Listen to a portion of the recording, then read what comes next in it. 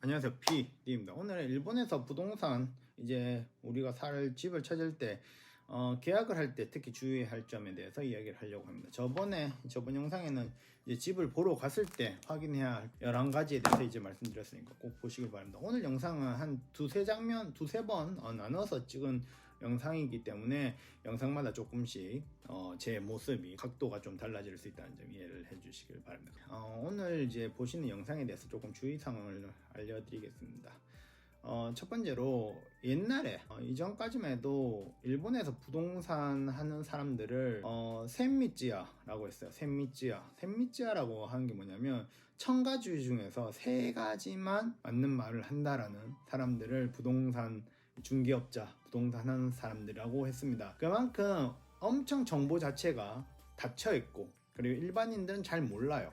그렇기 때문에 공부를 하는데도 정말 다르고, 그리고 공부를 한다고 해도 실무랑 많이 다른 점도 있습니다. 그렇기 때문에 오늘 영상 보시는 분들 중에서는 굉장히 조심하셔야 돼요. 이거를 오사카 선생님 저랬으니까 방을 보러 갔을 때 무조건 이렇게 가져다 들이박으면 또 안 될 수도 있어요. 왜냐면 그분들한테는 그게 당연한 게 아닐 수도 있거든요. 근데 저는 기본적으로 맞는 말만 합니다. 근데 맞는 말이 현실에서는 아닐 때도 있잖아요. 그렇기 때문에 이 영상을 보실 때는 조금 주의는 부탁드리겠습니다. 그리고 저도 이 영상을 다 만들고 나서 몇몇 이제 현직에서 계시는 분들에게 피드백을 받았어요. 다 맞는 말이다.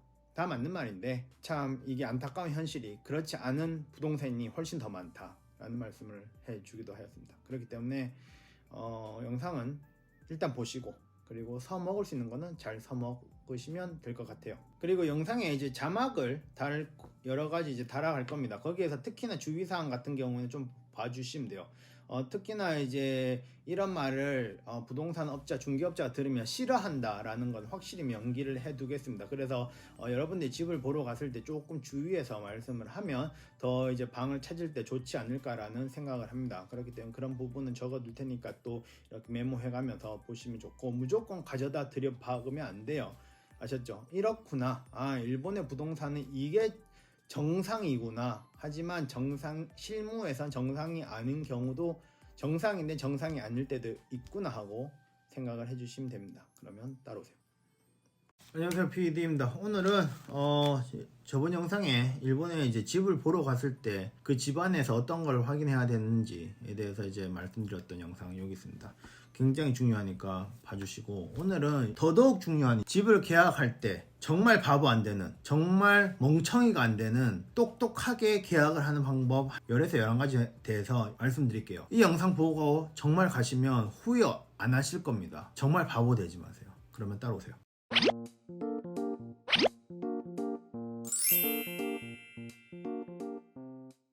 일단 드리는 말씀은, 그리고 한국에서 특히 넘어오시는 분들이 너무 모르는 게 많기 때문에 이 부분에 대해서 여러분이 알고 집을 계약할 때는 진짜 손해보지 말라는 걸 제가 너무 많이 느끼기 때문에 정말 손해보지 마세요. 이 영상 보고 정말 메모해 두시고 저장해 두시고 집 계약할 때 한 번 더 보시고 가시면 정말 후회 없을 겁니다. 그렇기 때문에 꼭 봐주시라는 걸 드리면서, 저는 일본에서 공인중개사는 아니에요. 이거 확실하고 짚고 넘어가고, 저는 이제 집을 계약을 많이 해봤지 제가 계약을 시킬 적은 없습니다. 즉 현직이 아니에요. 이것도 이해를 해주세요. 대신에 이 영상을 정성스럽게 만들기 위해서 일본에 적혀있는 수많은 블로그 봤고요, 그리고 책도 봤습니다, 그리고 유튜브도 봤어요, 그리고 제 주위에 있는 탁켄시라고 해서 일본 공인중개업자 또 상담을 했습니다. 한국분도 일본분도. 내 이야기가 너무 틀리면 안 되니까. 그렇기 때문에 거의 맞을 거예요.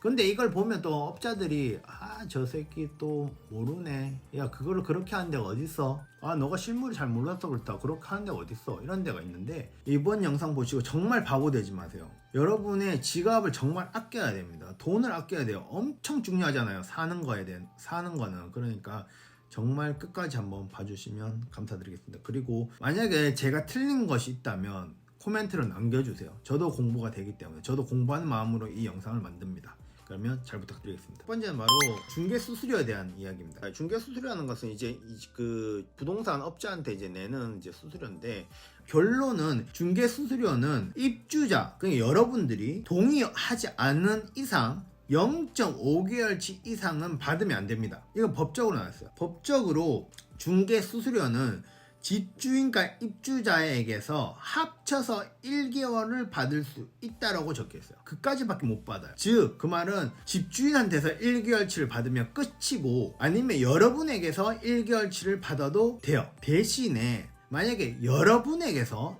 1개월치의 중개 수수료를 받겠다 하면 동의서를 적어야 돼요. 근데 안 적는다, 그럼 법 위반입니다. 동의서도 안 적고 여러분한테 1개월치를 청구를 해서 여러분이 중개수수료 1개월치를 냈다, 그러면 고소하셔야 돼요. 이거는 판례도 있어요. 0.5개월치만 해야 되는데 그 이상을 동의서 없이 청구를 하고 종이서를 냈는데 나중에 알아보니까 이게 법 위반이었다. 그래서 이게 법원에 가서 중개업자가 법을 위반한 걸로 되어서 고소를 먹은 적이 있어요. 그렇기 때문에 정말 중요합니다. 즉 만약에 집이 월세가 10만원짜리면 여러분의 허락이 없이는 0.5개월 5만원 이상의 중개수수료를 때리면 안 됩니다. 근데 여러분이 허락도 하지 않았는데 1개월치를 때렸다, 그러면 고소하셔야 돼요. 법 위반입니다. 그렇기 때문에 법대로 하자 이거예요. 일단 우리한테 받아가는 게 0.55개월 이상이다. 그런데 동의서를 우리가 안 썼다, 서라고 하지도 않았다, 설명도 하지 않았다 하면 이건 안 돼요. 이건 100% 법으로 안 됩니다. 그렇기 때문에 무조건 받으세요. 무조건 받거나 왜 안 쓰죠? 하면서 왜 이거 0.5개월 이상인데 왜 동의서도 안 쓰고 왜 1개월로, 이거 이상하지 않나? 근데 저희 동의서 썼나요? 동의서 안 썼지 않나요? 라고 말해야 돼요. 그렇기 때문에 사실 1개월치를 내라고 해도 할 말은 없어요. 근데 이걸 보면 또 업자들이 저 새끼 또 모르네, 야 그거를 그렇게 하는 데가 어딨어, 너가 실물을 잘 몰라서 그렇다, 그렇게 하는 데가 어딨어, 이런 데가 있는데 하시겠죠. 하실 수도 있어요. 근데 법대로 해야죠. 법대로 하자 이거예요. 이거 법대로 하는데 뭐라 할 거예요, 맞죠? 그렇기 때문에 됩니다. 그렇기 때문에 0.5개월 이상 만약에 여러분의 동의를 얻고 1개월치를 달라고 하면 줘도 돼요. 그건 줘야죠. 법을 어기지 않는 선이니까. 1개월 이하고.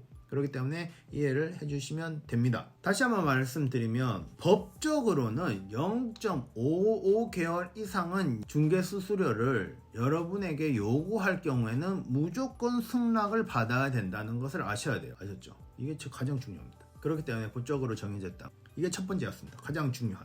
두 번째는 바로 화재보험에 들어가는 거예요. 이거는 근데 화재보험 무조건 들으셔야 돼요. 어쩔 수 없이 들어가야 되는데, 이건 뭐 법적으로도 그렇고 들으셔야 되는데, 이게 중개업자가 너 이 화재보험 해야 돼 하는 거는 아니에요. 이건 아니에요. 그렇기 때문에 그 사람들이 정할 의무는 없어요. 화재보험은 우리가 정해도 되는 거예요. 화재보험은 1년에 10,000원 이상 넘어가면 안 됩니다. 그럼 바보예요. 그렇기 때문에 한 연간 인터넷으로 찾으면 인터넷으로 접수도 하고 인터넷으로 가입도 할 수 있는 화재보험이 한 4,000원에서 10,000원 사이에 이렇게 해요. 그러니까 그 중에서 적당한 거 하시면 돼요. 그렇기 때문에 무조건 그 업자들이, 중개업자들이 너 이거 화재보험 15,000원짜리 20,000원짜리 이거 들어야 돼 하면 아니라고 하세요. 그래야 됩니다. 괜찮아요. 그거는 여러분이 집에 들어갈 때까지 가입만 하면 되기 때문에 딱히 문제가 없습니다. 무조건 말하세요. 이거 제가 찾아서 해도 되죠? 하면서. 그러면 하지 마세요 라고는 뭐 절대 못합니다. 그러면 그거는 말도 안 되는 거기 때문에 여러분이 찾아서 하겠다라고 말씀하시면 돼요. 보통 한 연간 한 4,000원짜리도 있으니까 그런 거 찾아서 하시면 됩니다. 자, 그리고 세 번째는 바로 여러분이 이제 방 계약을 할 때 해충 방지, 무슨 소독, 뭐 방에 이제 냄새 없애고 그런 걸로 비용을 한 10,000몇천원을 청구하는 경우도 있는데, 이것도 사실 완전히 안 해도 된다고 말을 하셔야 돼요. 이거 효과도 없다고 하는 거는 일본에서 살고 일본에서 좀 부동산 임대에 대해서 관심 있거나 아니면 유튜브를 조금만 찾아봐도 엄청나게 나와요. 뭐 무슨 코팅 하겠다, 무슨 방에 뭐 냄새 제거하겠다, 해충 뭐 방지하겠다, 기타 등등. 이거 전혀 효과가 없고 했어도 어이가 없는 거기 때문에 이거 하는 거 옵션으로 들어가 있으니까 빼달라고 무조건 하시면 됩니다. 그리고 이건 조금 애매하게 하는데 보증회사를 저희는 써야 돼요. 보증회사는 일본인도 써야 되고 외국인도 써야 되겠는데, 근데 우리가 외국인이기 때문에 조금 많이 받는 경우도 있긴 해요. 보증회사를 보통 부동산 업체 한 곳은 보통은 여러 군데의 보증회사랑 이제 연결해서 일을 하는데, 이게 한 군데만 딱 정해놓고 너 여기서 해야 돼 이러면 그것도 애매해요. 그것도 애매하기 때문에 보통은 이 팜플렛 같은 걸 줍니다. 팜플렛을 주면서 여기에서 골라라고 할 수가 있어요. 우리가 고를 수도 있고. 그리고 이쪽 어깨 이제 보증에서 평균은 월세의 50%예요. 그러니까 그 이상을 내면 조금 비싸다라고 느끼시면 돼요. 그리고 100%까지 요구하는 회사도 있는데 이건 좀 에바예요. 에바세바 진짜 그런 거예요. 그런데 우리는 외국인이에요. 그렇기 때문에 조금 보증회사가 우리한테 요구하는 금액이 클 수도 있어요. 이거는 조금 이해는 되는데 그래도 어깨 평균을 알고 가세요. 아, 0.5개월 분이 어깨 평균 보증금으로 내구나 라고 생각은 하세요. 이걸 뭐 보증회사에서 야, 한 달치 내 이래버리면 좀 애매하긴 한데 그래도 우리 외국이니까 그렇게 받는 회사도 많아요, 솔직하게. 그렇기 때문에 이거는 그냥 어깨 평균만 알고 가시고 혹시 깎을 수 있으면 또 깎아 달라고 하세요. 왜냐면 제가 조금 조사하면서 하고 있는데 그 중개업자들이 여러분한테 말할 때 보증회사에 대한 금액을 뭐 얼마라고 하고 했을 때 이거 보증률을 조금 깎을 수 없냐라고 협상도 한번 해보세요. 이게 보증률이 만약에 100% 보증률이라고 하면 이 금액인데 이걸 한 50% 깎을 수 없냐고 물어봐요. 그렇기 때문에 여러분이 근데 뭐 도망가고 이런 거 아닐 거잖아요. 그렇기 때문에 뭐 오야상이 뭐 집주인이 이거 100% 아니면 안 된다라고 하거나 아니면 무조건 그렇게 딱 못을 박았는지 안 박았는지 한번 물어보시고 이거를 좀 조정할 수 있으면 조정할 수 있는지 한번 물어보시면 조금 더 돈을 아낄 수 있다는 점을 생각하시면 돼요. 그리고 아마도 좀 보증금 자체가 한 100, 여러분이 약정 100% 들어가는 건 좀 오바다라고 생각하시면 됩니다. 좋은 중개업자들은 여러분에게 보증회사 몇 개 중에 이런 보증회사 저런 보증회사 이런 보증회사 있으니까 골라서 가입을 하라고 합니다. 근데 가져다가 이런 거 하나도 안 보여주고 그냥 너는 이 보증회사로 해 하고 때려 넣으면 에바 세바입니다. 정말 애매해요. 근데 외국인으로서 가입을 할 수 있는 보증회사가 조금 한정적이긴 한데 그래도 한번 물어보세요. 최소한 보증률 좀 조정할 수 없냐라고 라도 그렇게라도 해주시면 좋습니다. 그리고 다음은 그 외에 여러 가지 있어요. 안심 서포트라든지 뭐 키 교환 대금 이런 게 또 여러 가지가 있는데 뭐 안심 서포트 이런 거는 웬만하면 빼달라고 하세요. 빼도 상관이 없습니다. 이거는 화재보험이나 그런 보험에 충분히 대응이 가능한 건데 만약에 여러분 정말 찜찜하다 내 갑자기 키 잃어버려서 어떡하지 이런 거 있잖아요. 아니면 뭐 기타 등등 그런 좀 자질구질한 거에 대해서 내가 조금 살면서 불안하다 하시면 안심 서포트 가입하고 이런 거 상관없는데 저는 웬만하면 하지 말라고 합니다. 그리고 키 교환 비용도 보통 이게 10,000원 정도예요. 10,000원 정도. 근데 여러분이 찜찜하다 전에 살았던 사람이랑 같은 키를 쓰고 있는 게 찜찜하다고 하시면 교환을 하세요. 근데 이것도 보통 10,000원이에요. 근데 이걸 20,000원 30,000원씩 청구하는 애들도 있어요. 그러면 한번 말해봐요. 이거 10,000원으로 안 되냐고, 이거 산 것도 안 되냐고. 아니면 나는 딱히 신경 안 쓰니까 키 교환 그거 안 해도 된다라고 하셔도 됩니다. 이거는 무조건 해야 되는 건 아니에요. 키 이제 교환 비용 이런 거 청구되면 이거 빼달라 아니면 10,000원 이상이 나가고 하면 조금 왜 이렇게 많이 청구하지라고 생각을 하시면 돼요. 그러면 대충 각 나오잖아요. 그 부동산이 얼마나 거지 같은 부동산인지. 그렇기 때문에 한번 알아보시면 좋습니다. 그리고 레이킹, 시키킹, 월세도 한번 깎아보자는 거예요. 근데 사실 월세는 잘 안 깎아줄 수도 있어요. 왜냐하면 월세에 따라서 그 부동산 평가 금액이 좀 달라지기 때문에 그렇기 때문에 웬만하면 안 깎아주려고 합니다. 그 부동산의 가치가 그 월세가 기준되기도 하기 때문에 잘 안 깎아줘요. 대신에 한번 물어는 보세요. 대신 물어볼 때 어떻게 물어보냐면 만약에 이게 55,000원짜리 집이다. 그러면 52,000원이면 내가 지금 당장 계약하겠다 이런 식으로 말을 해야 돼요. 좀 생각해볼게요. 한 52,000원이면 좀 생각할 수 있을 것 같아요. 이러지 말고 여러분이 마음대로 딱 정해요. 이게 55만원짜리 집인데 내가 한 50만원이면 살겠다 하면 그렇게 말하세요. 50만원이면 살 것 같다. 살 것 같다가 아니고 살겠습니다. 그러니까 계약해 주십시오. 이런 식으로 말을 하면 깎아줄 수도 있어요. 또는 레이킹을 깎을 수는 있어요. 레이킹은 이제 여러분이 집에 들어갈 때 감사합니다 하고 집주인한테 주는 돈인데 이걸 좀 깎거나 아니면 시키킹을 조금 깎거나 할 수도 있어요. 그렇기 때문에 한번 깎아보는 것도 물어봐서 이게 손해는 아니니까 이거 못 깎아준다면 죄송합니다. 그러면 이 가격대로 들어가겠습니다 하면 되는데 한번 물어는 보세요. 깎을 수 있습니까? 그렇기 때문에 그렇게 하시면 돼요. 아니면 조금 테크닉적으로는 레이킹을 조금 깎아달라고 할 수 있는 건 있습니다. 그렇기 때문에 여러분이 이제 레이킹을 말할 때 레이킹이 이제 이 집에 들어갈 수 있게 해서 감사합니다 하고 그 집주인한테 내는 돈인데 레이킹을 좀 깎아달라라고 말씀을 하실 수는 있어요. 그 대신 이제 월세는 안 깎겠다 하든지, 아니면 또 하나의 방법인데 이건 유명한 방법인데 한국 사람들은 잘 모르죠. 저기 레이킹이 원래 2달치라고 하면 레이킹을 3달치를 낼 테니까 월세를 좀 깎아달라, 이런 협상도 충분히 쇼부를 칠 수가 있습니다. 그러니까 한번 말은 해보세요. 말은 해보시고 되는지 안 되는지는 할 수 있습니다. 근데 집주인이 잘 안 깎으려고 해요. 집주인이 잘 안 깎으려 하는데 말하는 거는 공짜니까, 무료니까 그 중개하는 업자님한테 우리 이거 집 월세 좀 깎아줄 수 있냐고 한번 물어보세요. 이게 월세 같은 경우에는 그 중개업자가 깎을 수 있다 깎을 수 없다라고 판단을 할 수 있는 게 아니에요. 왜냐면 집 월세는 집 주인이 결정하는 거기 때문에 웬만해서 귀찮지 않으면 좀 이거 협상 좀 해달라, 쇼부 좀 쳐달라 라고 말해야 됩니다. 근데 그거 안 해주면 그 인간이 일을 안 하는 거예요. 그렇기 때문에 월세 한번 깎아줄 수 없냐라고 물어보세요. 그리고 시키킹 같은 경우에도 이것도 애매한데, 시키킹 같은 경우에는 여러분이 만약에 태거 이제 집에서 나갈 때 그거 여러분이 나가고 나서 그 집에 대한 뭐 청소비나 뭐 고치고 이런 데 쓰는 비용이고, 그 고치는 비용에 대해서 남는 부분 여러분한테 돌아오는 게 시키킹이라고 하는데, 시키킹 자체도 조금 이제 협상할 수 있는 게 태거할 때 이제 집에서 나올 때 정산하는 식으로 낼 수 있는지 한번 물어보시면 돼요.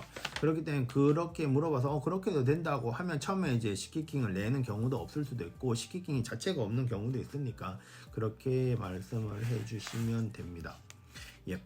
그리고 부동산 업자들한테서 견적서를 받으세요. 그 즉 무슨 말이냐면 한 군데에서 정하지 말라는 거예요. 여러분이 상담을 가기 전에 스모나 이런 걸 볼 거예요. 일본 부동산 사이트를 볼 건데, 그런 데서를 보고 한국 부동산 회사가 몇 개가 있습니다. 뭐 업계 이름을 직접 말하기는 좀 애매한데 뭐 S사도 있고 A사도 있고 그 다음에 G사도 있고 그 다음에 O사도 있어요. 그리고 오사카 뭐 샌님 부동산도 있겠죠. 지금은 없지만, 지금은 없어요. 그런 데를 단 한 군데만 가서 결정하지 마시고 뭐 N사를 가든지 T사를 가든지 아니면 전화를 하거나 아니면 메일로 이런 쪽에 집에 대해서 좀 안건을 보고 싶다, 그리고 견적서를 좀 떼주시려고 하면 떼줍니다. 정상적인 데는 떼줘요. 근데 이거를 굳이 우리 집에 와서 바로 우리 점포 와서 아니면 우리랑 인터넷을 면담하고 정하셔야 됩니다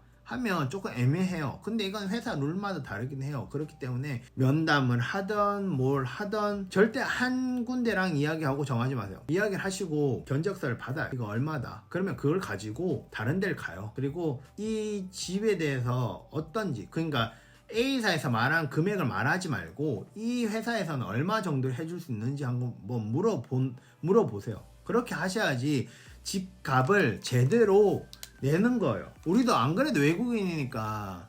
근데 그게 참 어려운 게 외국인이기 때문에 선택의 폭이 줄어요. 굉장히 줄어요. 일본에 살면 선택폭이 많죠. 뭐 에이프로도 가도 아파만이라도 가고 뭐 미니미니도 가고 수많은 중개업자 하는 데가 있으니까 그거 가면 되는데, 외국인은 조금 어렵긴 해요. 근데 한국인을 대상하는 부동산 업체도 한 3-4군데가 돼요. 큰 데는. 아니 작은데 개인 사업자를 하시는 분들 정말 많기 때문에 정보가 없잖아요. 그러니까 여러 군데 물어보세요. 물어보세요. 물어볼 데가 없다면 저한테 물어보세요. 제가 알아봐 드리겠습니다. 그리고 그 회사가 이거 회원님 우리 집만 가지고 있는 거다, 그러면 하지 마세요. 왜냐면 일본의 98% 정도 되는, 뭐 95에서 98% 정도 되는 그거는 거짓말입니다. 왜냐면 일본에 있는 집은 다 집이 물건이 하나가 딱 나오면 그게 시장에 이미 정보가 공유가 됐고, 그 정보가 공유된 사이트를 부동산 업자들이 들어가서 서요. 거기에서 가장 유명한 게 레인지라고 하는 곳이에요. 뭐 딴 것도 몇 군데가 있긴 해요. 근데 일단은 레인지가 제일 크니까 가든 어딜 가든 거진 다 똑같은 것을 봅니다. 그렇기 때문에 오사카 샌님 부동산 같은 경우에는 중개 수수료가 뭐 0.1개월분이다 이럴 수도 있고, 뭐 어떤 회사는 뭐 0.5개월분이다 뭐 그렇게 다르단 말이에요. 똑같은 집이라도. 그렇기 때문에 같은 집이라도 조건이 어떻게 되는지 무조건 한번 확인해 보시는 거예요. 한 3군데는 확인을 해보세요. 딱 근데 막 갔는데 지금 당장 계약 안 하면 좀 어렵습니다. 이러면 비용이 더 들어요. 그러니까 하지 마세요. 근데 여러분이 이 집이 우리 집은 이 집만 한다고 그런 말을 좀 안 들으셨으면 좋겠어요. 그렇기 때문에 우리만 가지고 있는 물건이라고 하면 그건 가입을 하면 안 됩니다. 더 비싼 거예요. 우리 집만 가지고 있다는 거라고 해서 가서 보는데 너무 좋고 와 이건 나의 꿈의 집에 이러면 뭐 어쩔 수 없지만 그게 아니면 웬만하면 들어가지 않는 것을 추천을 드립니다. 일단은 견적서를 받아라. 그리고 비교를 해라. 한 3군데에서 비교를 해라 하는 것을 알려드리겠습니다. 그리고 집을 이제부터는 좀 번외를 하겠습니다. 첫 번째 번외는 집을 구하러 가셨을 때 AD 물건인지 아닌지 AD가 있는 집인지 아닌지 한번 물어보세요. 이게 AD가 뭐냐면 부동산 중개업을 하시는 분들한테 조금 열심히 좀 내 집 좀 팔아달라고 집 주인이 중개업자들한테 주는 돈이에요. 이게 한 달치가 될 수도 있고 2달치가 될 수도 있고 3달치가 될 수도 있고 4달치가 될 수가 있어요. 이거 플러스 여러분한테 받는 중개 수수료로 그 부동산 중개 일본에서 하는 부동산 중개업은 보통 생계를 이어가는 겁니다. 그렇기 때문에 만약에 집주인한테서 AD를 많이 받으면 이거 중개 수수료를 깎아줄 수가 있거든요. 많이 아니면 아예 없거나. 그렇기 때문에 이거 AD 물건인지 아닌지 한번 물어보세요. 이거 AD 몇 개월 분인가요? 하고 그러면 부동산 업자들이 이 새끼 좀 많이 안 해 하면서 올 거예요. 그렇기 때문에 AD 물건이 부동산 중개 수수료를 많이 깎아줄 수 있기 때문에 여러분이 돈을 아낄 수 있다고 생각하시면 됩니다. 그리고 여러분이 절대 내지 않아도 되는 것은 첫 번째는 서류 작성비라고 있어요. 그런 것도 안 내야 돼요. 이거는 안 내야 되는 겁니다. 이거는 말도 안 되는 거예요. 이걸 왜 내라고 하는지 이해를 그냥 안 하셔도 돼요. 이거는 안 내는 거라고 저는 알고 있습니다 라고 이렇게 못 박으셔도 됩니다. 그리고 두 번째는 소화기 관련된 금액, 간이 소화기라든지 소화기는 이거는 집 주인이 부담하기 때문에 여러분이 부담을 안 합니다. 그리고 가리모시꼼이라고 있어요. 이 집을 딱 바로 갔는데 은근히 괜찮아. 이 집 괜찮은데 할 때 부동산 업자나 이제 분이 이거 가리모시꼼이 하죠. 이게 무슨 말이냐면 진짜 계약은 아닌데 일단 한번 묶어두자. 네 이름을 한번 더 보자 하고 하는 거예요. 이게 어차피 보증회사에다 이게 관리회사에서 이게 허락이 나올지 안 나올지도 모르니까 한번 넣어보자. 가리로 일단은 잡아보자.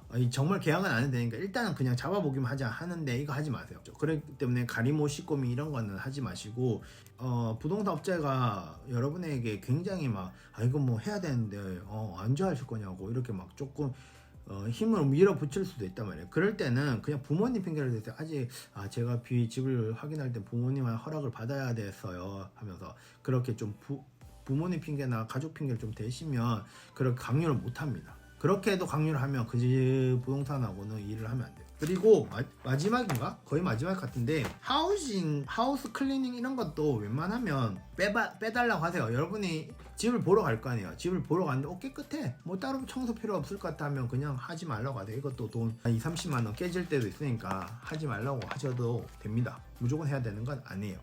그래서 마지막으로 이제 중요한 게 이 모든 이야기는 카카오톡을 하던가 보통 카카오톡이죠. 저희는 한국에는 카카오톡이나 아니면 그 녹음을 한다고 말을 하세요.